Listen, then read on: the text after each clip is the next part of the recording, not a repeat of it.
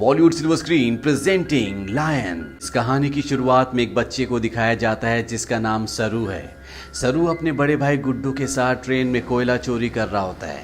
दरअसल ये लोग बहुत गरीब हैं, इन्हें अपनी गुजर बसर के लिए चोरी करनी पड़ती है। ये दोनों ट्रेन से बहुत सारा कोयला चोरी करते हैं और उस कोयले को एक दुकान में बेचने के लिए जाते हैं। उसी दुकान में जलेबियां भी बन रही होती है। सरू अपने बड़े भाई से कहता है कि मुझे जलेबी खानी है।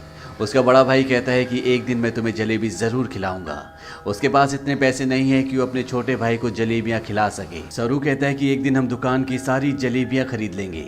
अब कोयले के बदले में थोड़ा सा दूध दिया जाता है और ये दोनों भाई खेलते हुए अपने घर वापस पहुंच जाते हैं, जहां पर सरू और गुड्डू की एक छोटी बहन भी है। ये तीनों अपनी माँ के साथ रहते हैं। सरू की माँ अपने दोनों बच्चों से पूछती कि वो दूध कहाँ से लेकर आए, लेकिन वो इस बात का कोई भी जवाब नहीं देते। उसी रात को सरू का भाई गुड्डू काम पर जा रहा होता है। सरू कहता है कि मैं भी तुम्हारे साथ काम पर चलूंगा। उसका भाई कहता है कि तुम मेरे साथ नहीं चल सकते क्योंकि काम पर बोरियां उठानी पड़ती है और इस काम के लिए तुम बहुत छोटे हो। सरू अपने सिर के ऊपर चेयर उठाकर दिखाता है, साथ ही साथ वो साइकिल भी उठाने की कोशिश करता है। सरू कहता है कि मैं कोई भी काम कर सकता हूँ। सरू की जिद करने पर उसके भाई को उसे अपने साथ ले जाना पड़ता है। ये दोनों के दोनों एक ट्रेन स्टेशन पहुँचते हैं। सरू अपने भाई गुड्डू की गोद में ही सो जाता है। उसका भाई उसे उठाने की कोशिश भी करता है पर सरू बहुत छोटा है, उसे बहुत नींद आ रही होती है। वो कहता है कि मुझे सोने दो। सरू का भाई गुड्डू उसे एक बेंच पर लिटा देता है और कहता है कि मैं कल सुबह काम कर कर वापस लौट जाऊंगा, तुम यहीं पर रहना। जाने से पहले सरू अपने भाई को कहता है कि जब तुम लौटोगे तो जलेबी लेकर आना। वो कहता है कि ठीक है। सरू कहता है 2000 जलेबियां। इसके बाद उसका भाई गुड्डू काम पर चला जाता है। कुछ ही देर बाद जब रात और भी गहरी हो जाती है, स्टेशन पूरी तरह से खाली हो जाता है। इस पूरे स्टेशन पर सिर्फ एक ही बच्चा होता है और वो होता है सरू। सरू वहीं प्लेटफॉर्म पर खड़ी एक ट्रेन में जाकर बैठ जाता है। कुछ ही देर बाद उसे नींद आ जाती है। सुबह जब उसकी नींद खुलती है तो ट्रेन चल रही होती है। सरू ये देखकर घबरा जाता है और ट्रेन में चारों तरफ भागता है। वो अपने भाई को आवाज भी देता है। साथ ही साथ वो ट्रेन के दरवाजे खोलने की भी कोशिश करता है पर दरवाजे पूरी तरह से लॉक्ड होते हैं। इसीलिए ट्रेन के कई बार रुकने के बाद भी वो ट्रेन से बाहर नहीं निकल पाता। ट्रेन की बोगी पूरी तरह से खाली है। सरू भूखा प्यासा इस ट्रेन में फंस चुका है। कुछ दिन का सफर तय करने के बाद ट्रेन कलकत्ता वेस्ट बंगाल पहुंच जाती है, यानी सरू के घर से 1600 किलोमीटर दूर। सरू मध्य प्रदेश के खांडवा डिस्ट्रिक्ट से है। वो स्टेशन पे उतरता है जहाँ पर बहुत ज़्यादा भीड़ होती है। वो टिकट काउंटर पर जाता है और कहता है कि मुझे अपने घर जाना है, पर यहाँ पर सब बंगाली में बात कर रहे होते हैं। सरू को किसी की बात समझ में नहीं आती। वो वहीं स्टेशन पर बैठे अपने जैसे कुछ बच्चों के साथ जाकर बैठ जाता है जिनके पास कोई भी घर नहीं होता। पर कुछ ही देर बाद यहाँ पर कुछ लोग आते हैं जो उन बच्चों को उठाकर अपने साथ ले जा रहे होते हैं। सरू किसी तरह से वहाँ से भाग जाता है और वो एक बार फिर से रात के अंधेरे में इस बड़े शहर में पूरी तरह से अकेला है। उसे बहुत भूख भी लगी होती है। तभी उसे देवी माता की एक मूर्ति दिखती है। वो देवी माँ को नमन करता है और देवी माँ के चरणों में जो प्रसाद होता है वो उस प्रसाद को खाता है। अगली सुबह सरू ट्रेन ट्रैक पर चल रहा होता है क्योंकि वो अपने घर जाना चाहता है। तभी यहाँ पर एक औरत आती है जिसका नाम नूर होता है। वो सरू से पूछते कि तुम्हारा घर कहाँ है। वो कहता है कि गणेश तल्ले। ये मध्य प्रदेश में इतना छोटा गांव होता है जिसके बारे में किसी को कुछ नहीं पता होता। नूर उसे अपने घर ले जाती है, उसे खाना खिलाती है, नहलाती है। वो कहती है कल सुबह एक आदमी आएगा जो तुम्हारी मदद करेगा, वो तुम्हें तुम्हारी मम्मी से मिलवा देगा। अगली सुबह यहाँ पर रामा नाम का एक आदमी आता है। वो सरू की पूरी बॉडी चेक करता है और नूर को धीरे से कहता है कि तुमने बहुत अच्छे से काम किया। उन्हें ऐसी लड़के की तलाश थी। सरू को इन दोनों पर शक हो जाता है, इसीलिए वो मौका देखकर इस घर को छोड़कर भाग जाता है। सरू अपने कई दिन हावड़ा ब्रिज के आसपास गुजारता है। उसे हमेशा अपनी मम्मी की याद आती है कि किस तरह से उसकी मम्मी पत्थर तोड़ा करती थी और वो अपनी मम्मी की मदद किया करता था। सरू अपनी मम्मी से बहुत प्यार करता है पर अब वो यहाँ से 1600 किलोमीटर दूर है जिसके बारे में सरू को कुछ भी नहीं पता। सरू को इसी तरह से यहाँ पर 2 महीने बीत जाते हैं और एक सुबह जब बारिश हो रही होती है तो वो एक कैफ़े के बाहर बैठा होता है। कैफ़े के अंदर एक लड़का कॉफ़ी पी रहा होता है और बाहर से सरू उसकी नकल उतार रहा होता है। वो लड़का बाहर आता है और सरू को कुछ खाने के लिए देता है। इसके बाद वो सरू को अपने साथ पुलिस स्टेशन ले जाता है। वो बताता है कि इस लड़के को बंगला बोलनी नहीं आती है, हिंदी में बात करता है। जब मैंने इससे पूछा कि कहाँ से है तो इसने बताया कि ये गणेश तल्ले से है। इस जगह के बारे में ना लड़के को ना ही पुलिस वाले को कुछ पता होता है, क्योंकि ये मध्य प्रदेश में एक बहुत छोटा सा गाँव है। लड़का सरू से उसकी मम्मी का नाम भी पूछता है। सरू कहता है कि मेरी मम्मी का नाम अम्मी है। दरअसल उसे अपनी मम्मी का नाम नहीं पता होता। पुलिस उसके पेरेंट्स को ढूंढने की बहुत कोशिश करती है, पर सरू के घर का, उसके गांव का, उसके परिवार का कुछ भी पता नहीं चलता। इसीलिए पुलिस उसे एक अनाथ आश्रम में भेज देती है।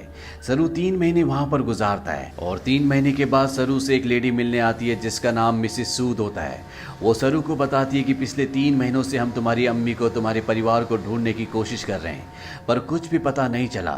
हमने न्यूज़पेपर में इश्तेहार भी दिया, जिस न्यूज़पेपर को हर रोज 1.5 करोड़ लोग पढ़ते हैं, पर इसका भी कोई फायदा नहीं हुआ। सरू कहता है कि मेरा घर यहाँ से बहुत दूर है, मैं अपनी अम्मी के पास, गुड्डू के पास जाना चाहता हूँ। मिसेस सूद कहती है कि हमने हर जगह तलाश करने की कोशिश की, अब इंतजार का कोई फायदा नहीं है। एक ऑस्ट्रेलियन कपल है जो तुम्हें अडॉप्ट करना चाहता है, वो बहुत अच्छे लोग हैं, उनके साथ तुम बहुत खुश रहोगे, तुम्हें ऑस्ट्रेलिया जाना होगा। इसके बाद मिसेस सूद सरू को अपने साथ अपने घर ले आती है, जहाँ पर कुछ और बच्चे भी होते हैं।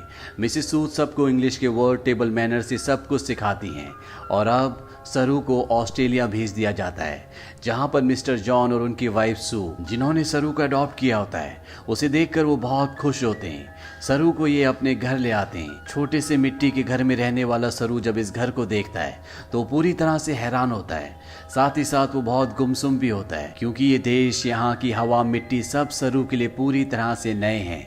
सरू की मॉम, जिसका नाम सू है, जिसने सरू को अडॉप्ट किया है, वो सरू से इंग्लिश में कहती है कि मुझे पता है कि तुम्हारा सफ़र इतना आसान नहीं था, तुम मुझे इस वक्त कुछ नहीं बता सकते, पर एक दिन तुम मुझे सब कुछ बताओगे। सरू धीरे धीरे इनकी भाषा, इनका रहन सहन सीखना शुरू कर देता है। बहुत जल्द वो इन सब के साथ कंफर्टेबल हो जाता है। मिस्टर जॉन और उनकी वाइफ सू सरू से अपने बेटे की तरह प्यार करती है। वो उसकी ज़िंदगी में किसी तरह की कोई कमी नहीं होने देते। 1 साल बाद ये एक और बच्चे को अडॉप्ट करते हैं, जो इनके साथ एडजस्ट नहीं हो पाता। वो अपने आप को नुकसान पहुंचाना शुरू कर देता है, पर मिस्टर जॉन और उनकी वाइफ इस बच्चे को कंट्रोल करने की, समझाने की कोशिश करते हैं, क्योंकि वो इसकी मदद करना चाहते हैं। उसी रात को मिसेस सू रो रही होती है। सरू उनके पास जाता है, उनके आंसू पोंछता है और उनके गले से लग जाता है, यानी कि अब उसने पूरी तरह से उन्हें अपनी मॉम मान लिया है। धीरे धीरे वक्त बीतता और 20 साल बीत जाते हैं। सरू अब बड़ा हो चुका है। मिस्टर जॉन और उनकी वाइफ, जो सरू के मॉम डैड है, उनको सरू पर गर्व होता है। वो होटल मैनेजमेंट की पढ़ाई करने के लिए मेलबॉर्न जा रहा होता है। वो अपने उस भाई से भी मिलता है जिसे मिस्टर और मिसेस जॉन ने सरू के बाद अडॉप्ट किया था, लेकिन ये दोनों एक दूसरे को पसंद नहीं करते। सरू अब होटल मैनेजमेंट की इंट्रोडक्टरी क्लास में पहुंच जाता है, जहां पर सब अपने बारे में बताते हैं। सरू कहता है कि वो अपना होटल खोलना चाहता है, साथ ही वो ये भी बताता है कि वो इंडिया में कैलकाटा से है। इसके बाद यहाँ पर जितने भी स्टूडेंट्स होते हैं वो सब के सब हाउस पार्टी रखते हैं, जहाँ पर सरू भी जाता है। यहाँ बहुत सारे इंडियन स्टूडेंट्स भी होते हैं, इसीलिए यहाँ पर खाने में बहुत सारा इंडियन फूड होता है। और सरू जब वहाँ पर जलेबियाँ देखता है तो उसे बचपन का वो लम्हा याद आ जाता है, जब उसने अपने भाई गुड्डू से जलेबी खाने के लिए कहा था और जवाब में उसके भाई गुड्डू ने कहा था कि वो उसे जलेबी जरूर खिलाएगा। सरू ने कहा था कि एक दिन वो सारी जलेबी खरीद लेंगे। सरू को जब ये लम्हा याद आता है तो उसकी आंखों में आंसू आ जाते हैं और वो अपने दोस्तों को बताता है कि वो कैलकाटा से नहीं है, वो किसी और जगह से है। बचपन में वो खो गया था, वो एक ट्रेन में बैठ गया था और जब ट्रेन रुकी तो वो कैलकाटा पहुंच गया था। यहाँ पर एक लड़का उससे पूछता है कि वो ट्रेन में कितने दिन तक था। सरू कहता है 2-3 दिन तक। वो लड़का उसके गांव का नाम पूछता है। सरू कहता है गणेश तले, लेकिन सरू को अब ये भी नहीं पता कि वो अपने गांव का नाम अच्छे से प्रोनाउंस कर पा रहा है कि नहीं, क्योंकि उसे हिंदी बोलनी नहीं आती, वो अब सिर्फ इंग्लिश बोल सकता है। यहाँ पर एक लड़का उससे कहता है कि कैलकाटा के हावड़ा ब्रिज से, जहाँ पर तुम बचपन में पहुंचे थे, अगर वहां से हम टाइम और ट्रेन की स्पीड को कैलकुलेट करें और वापस जाएं तो हम तुम्हारे गांव के आसपास के रेडियस में पहुंच सकते हैं। यहाँ पर एक लड़की उसे गूगल अर्थ के बारे में बताती है। वो कहती है गूगल अर्थ के सहारे तुम दुनिया की किसी भी जगह को ढूंढ सकते हो, पर सरू इस बारे में और ज्यादा बात करने से मना कर देता है।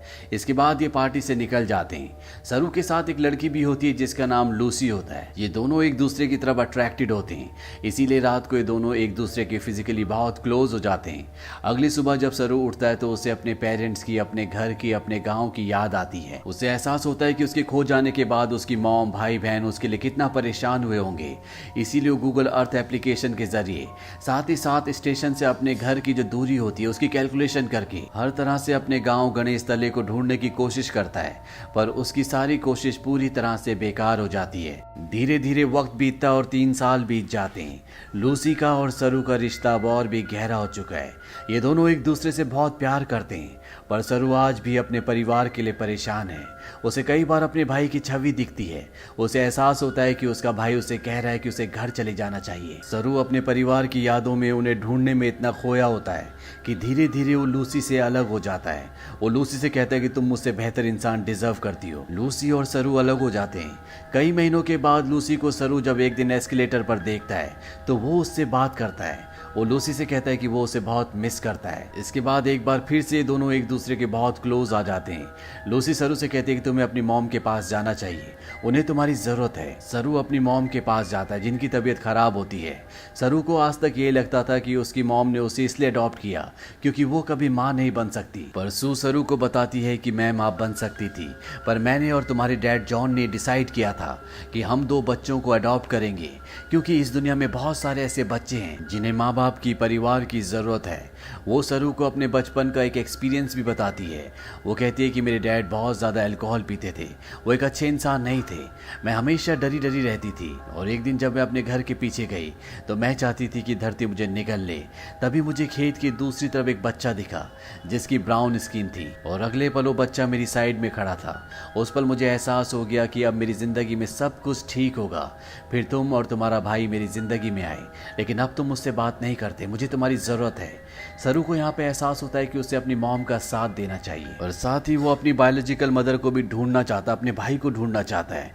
इसीलिए एक बार फिर से वो गूगल अर्थ पर अपने गांव को ढूंढने की कोशिश करता है और जब वो इंडिया के अलग अलग हिस्सों को जूम करके देखता है तो उसे वो जगह दिख जाती है जहाँ पर उसकी मॉम पत्थर तोड़ा करती थी। इसके बाद वो धीरे धीरे आसपास के पूरे एरिया को सर्च करता है और उसे अपना गाँव, जिसका नाम गणेश तलाई है, वो मिल जाता है। उसे पता चल जाता है कि उसका गांव मध्य प्रदेश के खांडवा डिस्ट्रिक्ट में है।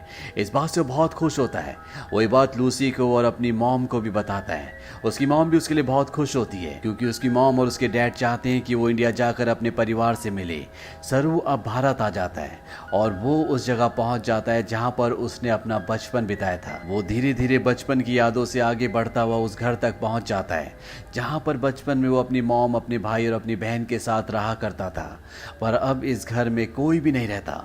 वो आस पड़ोस से पूछने की कोशिश भी करता है पर उसकी भाषा किसी को भी समझ नहीं आती और ना ही अब वो हिंदी समझ सकता है। तभी वहां पर एक आदमी आता है जिसे इंग्लिश आती है। सरू उसे अपने भाई का और अपनी बहन का नाम बताता है। उससे पूछता है कि जो परिवार पहले इस घर में रहता था अब वो कहाँ चला गया, पर वो आदमी उसकी बात का जवाब नहीं देता, वहां से चला जाता है।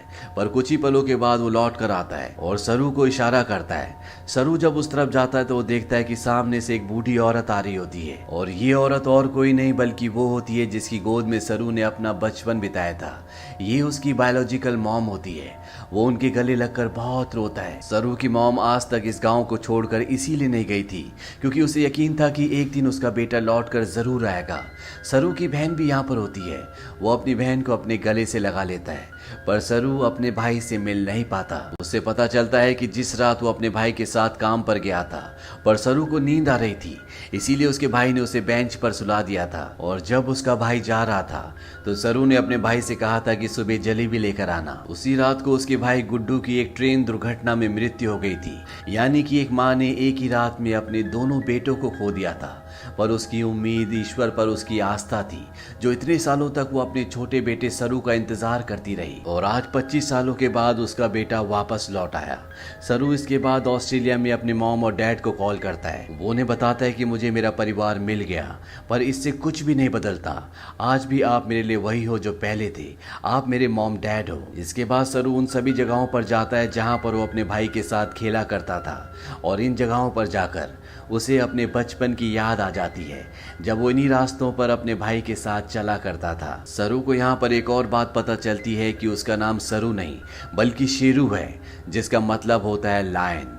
अंत में हमें कुछ रियल फुटेज दिखाई जाती है जिसमें सरू के वो माँ बाप जिन्होंने उसे अडॉप्ट किया था वो इंडिया आते हैं। इंडिया में सरू की जो असली बायोलॉजिकल मॉम होती है वो उन्हें अपने गले से लगा लेती है। तो ये थी सच्ची कहानी सरू की।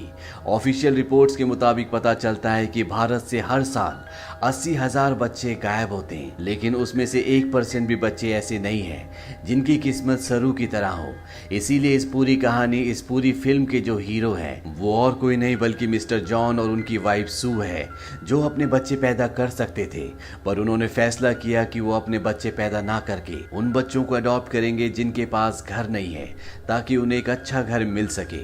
अगर इस दुनिया में हर एक इंसान की सोच इसी तरह से हो जाए तो ये दुनिया स्वर्ग बन जाए। तो ये थी पूरी कहानी फिल्म लॉयन की।